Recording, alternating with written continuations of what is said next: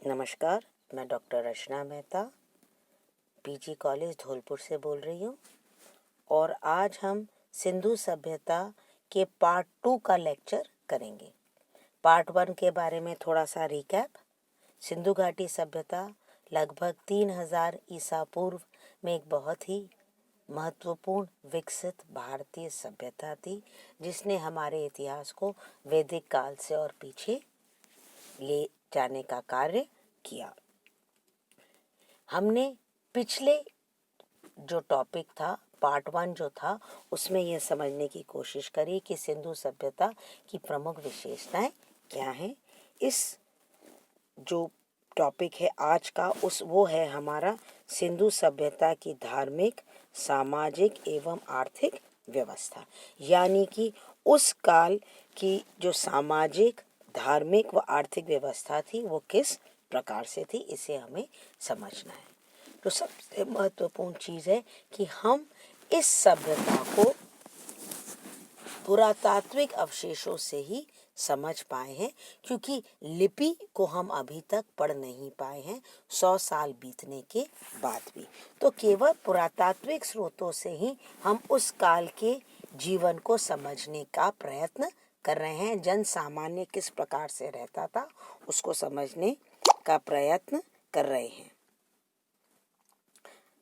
मूर्तियाँ, आवास गृह, मुद्रा, मोहरें, वस्तुएं, खिलौने, ये सब हैं अवशेष जिससे हम उस काल के बारे में समझने का प्रयत्न करेंगे। सबसे पहले हम समझते हैं मातृ देवी की पूजा।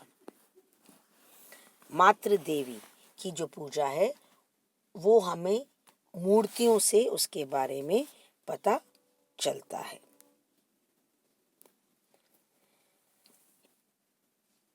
एक अर्धनग्न या नग्न रूप में मातृ देवी की मूर्तियां मिलती हैं। मूर्ति को की कमर में पटका और मेखला, गले में गुलबदन या हार, कानों में कर्णफूल और हाथों में चूड़ियां अंकित हैं। कुछ मूर्तियों में जननी का रूप दिखाया गया है, जिनमें शिशु को स्तनपान करते हुए दिखाया गया है। एक तो ऐसी भी है नारी मूर्ति जिसके गर्भ से एक वृक्ष निकलता हुआ दिखता है, जो शायद वनस्पति जगत की देवी थी। एक अन्य मूर्ति के शीश पर एक पक्षी पंख फैलाए बैठा है। इन सब से पता चलता है कि मातृ देवी को सृजक, पालक और पोषक के रूप में पूजा जाता था। मातृ देवी के अलावा परम पुरुष की उपासना भी की जाती थी। हड़प्पा में कई स्थानों पर एक ऐसी मुद्रा मिली है जहाँ पर एक नग्न व्यक्ति योग मुद्रा में बैठा गया है, जिसके 3 मुख हैं, मस्तक पर सींग हैं, पास में त्रिशूल है और इसके आगे की तरफ गैंडा, भैंसा, हाथी और व्याघ्र है। ऊपर कुछ लिखा हुआ है मगर उसे हम पढ़ नहीं पाए, मगर ऐसा लगता है कि शायद ये भगवान शिव का चित्र है, क्योंकि उसके गले में नाग भी है। ये पता नहीं कि शिव है या नहीं है, मगर ये हमें पता है कि परम पुरुष के रूप में भी पूजा जाता था। इसके अलावा लिंग के रूप में भी पूजा की जाती थी, क्योंकि कई सारे लिंग हमें वहाँ पर मिलते हैं। पत्थर, लाल पत्थर एवं नीले पत्थर के बने हुए हैं। ये लिंग छोटे के आकार में भी और 4 फीट की ऊंचाई तक के लिंग भी हमें मिले हैं। कुछ ये मानते हैं कि छोटे आकार के लोग घरों में पूजे जाते थे और विशेष स्थानों पर बड़े आकार के लिंगों को प्रतिष्ठित किया जाता था। इसके अलावा वृक्ष की पूजा भी की जाती थी, क्योंकि मुद्राओं में उनके चित्र अंकित होते हैं। एक मुद्रा पर 2 पशुओं के शीश पर पीपल की पत्तियां अंकित हुई हैं। सर्प या नागदेव भी वृक्ष की रक्षा करता हुआ दिखाया गया है। बबूल का वृक्ष एक और मुद्रा पर अंकित किया गया है, जिसकी रक्षा एक बैल कर रहा है। और ये वृक्ष पूजा की जो परंपरा है, ये शायद आज तक भारत में उसी कारण है।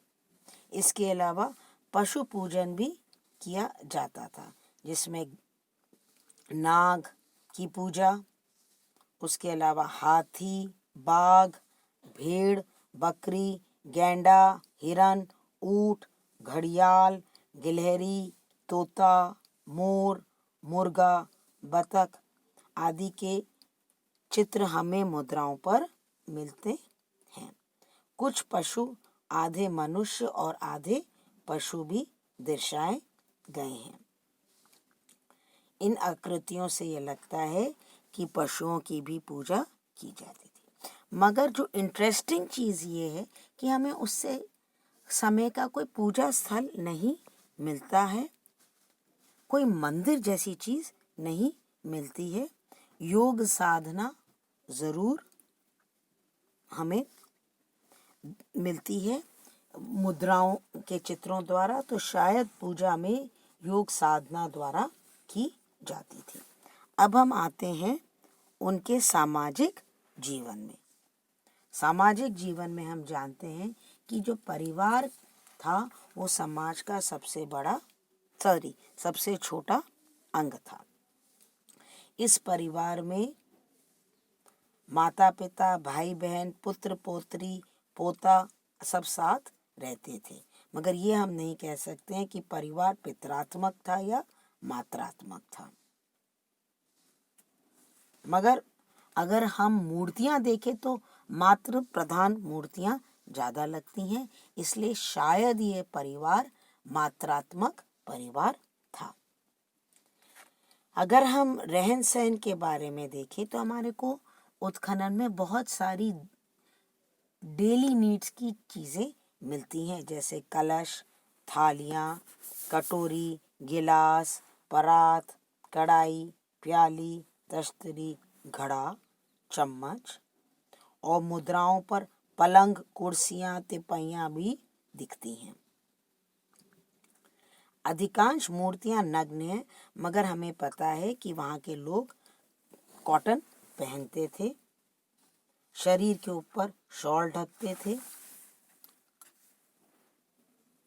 और उन लोगों को अपने हेयर स्टाइल को भी बहुत अलग अलग तरीके से संवारने के लिए कार्य करते थे। बालों में पिन लगाते थे जो कि सोना या चांदी या तांबे की होती थी। महिलाएं काजल, सुरमा, सिंदूर, इत्र का प्रयोग करती थी।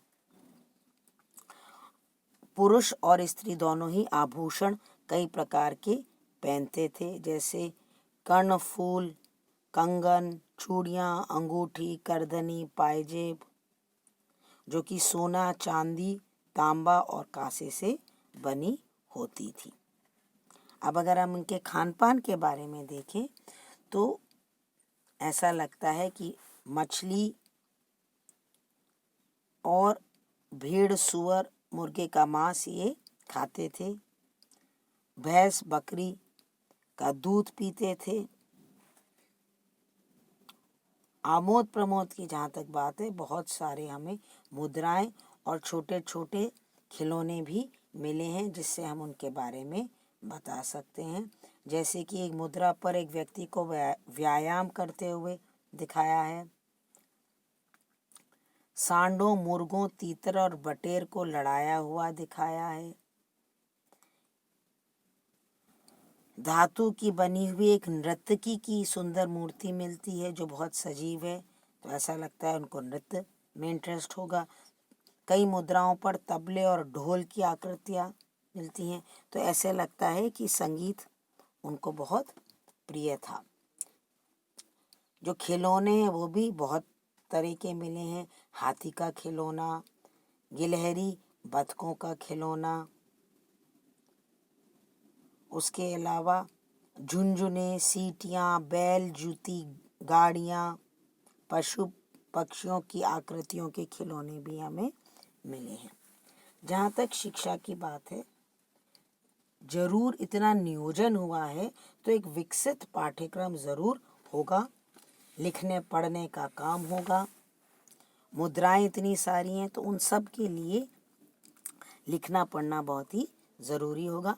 मगर जब तक हम लिपि नहीं पढ़ पाएंगे हम इसके बारे में ज़्यादा नहीं समझ पाएंगे। कला तो हमने देखी है, मूर्ति, मुद्रा, भवन निर्माण, चित्रकला, इन सब से हमें उस काल के सामाजिक जीवन के बारे में पता चलता है। अब आर्थिक जो जीवन है उसके बारे में मैं आपको लास्ट जो टॉपिक है वो बता रही हूँ। इसका जो मुख्य व्यवसाय था वो था कृषि। यहाँ बहुत बारिश होती थी, भूमि बहुत उपजाऊ होती थी, इसलिए बहुत अच्छी खेती बाड़ी भी होती थी। हलों का उपयोग होता था। और जहाँ तक हम देखें यहाँ पर सूती कपड़े भी मिले हैं, तो सूत, चावल के दाने मिलते हैं मृदभांड में, लकड़ी के हल मिलते हैं। इससे हमें उस समय के अनाज के बारे में पता चलता है। पशुपालन अगर हम देखें तो बैल, भैंस, सूअर, कुत्ते आदि को पाला जाता था। कई प्रकार के घरेलू उद्योग भी थे, जैसे सूत कातना, मिट्टी के बर्तन, उसके अलावा कढ़ाई बुनाई का, रंग का, मिट्टी की मोहरें बनाने का, शिल्पकार द्वारा मूर्तियां बनाने का, अलग अलग तरह के आभूषण बनाने का कार्य भी उस समय किया जाता था। व्यापार और वाणिज्य जो था वो हड़प्पा का दूर दूर तक फैला हुआ था।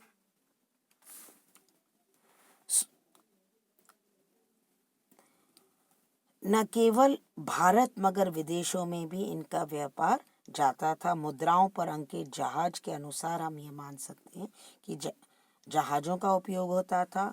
बैलगाड़ियाँ, बैलों का उपयोग भी मुद्राएं हमें बताती हैं कि वहाँ पर होता था।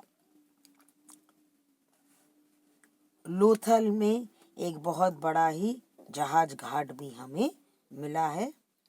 मेसोपोटामियन नगरों के साथ हड़प्पा के व्यापारिक संबंध थे, जो हमें दिखाते हैं कि आर्थिक जीवन में भी ये बहुत ज़्यादा संपन्न थे। इस प्रकार हमने आज धार्मिक, सामाजिक एवं आर्थिक जीवन समझा। नमस्कार।